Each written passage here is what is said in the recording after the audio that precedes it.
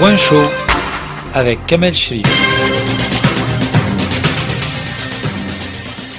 Comment va le monde? Il reste agité, car il y a trop de points chauds. Notre première escale est à Gaza, où depuis le début du cessez-le-feu, entré en vigueur il y a quelques jours, plus de 90 Palestiniens civils ont été tués. Et ce, malgré sa fragilité, le cessez-le-feu devrait permettre en principe la mise en place de la force internationale de stabilisation. Facile à dire, les obstacles demeurent et sont nombreux. On avance à pas de fourmis, car la volonté n'existe pas réellement. Le Hamas vient de remettre à Israël une 16e dépouille. Il reste 12 corps à restituer, car les recherches prennent du temps dans un territoire ravagé par la guerre. La restitution de toutes les dépouilles reste une condition sine qua non pour passer à la deuxième étape, laquelle est elle aussi difficile avec des conditions qui restent des sujets à discussion. Mais en attendant, le calvaire des Palestiniens demeure. La faim est toujours présente.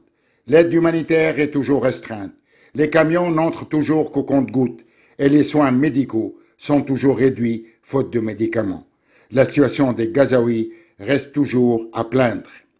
L'initiateur de ce cessez-le-feu, le président américain Trump, lui est au Japon, où il est séduit par l'accueil que lui a réservé la première ministre du Japon, une première dans ce pays, qui n'a pas caché son intention de recommander le président américain pour le prix Nobel de la paix en 2026.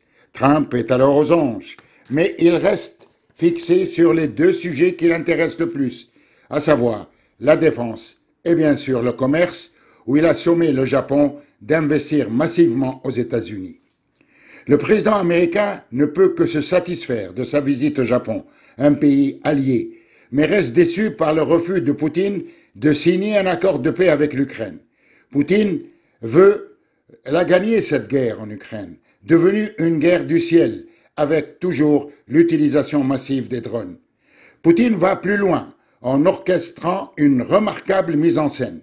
Habillé en militaire, il a lancé l'essai d'un missile de croisière à propulsion nucléaire.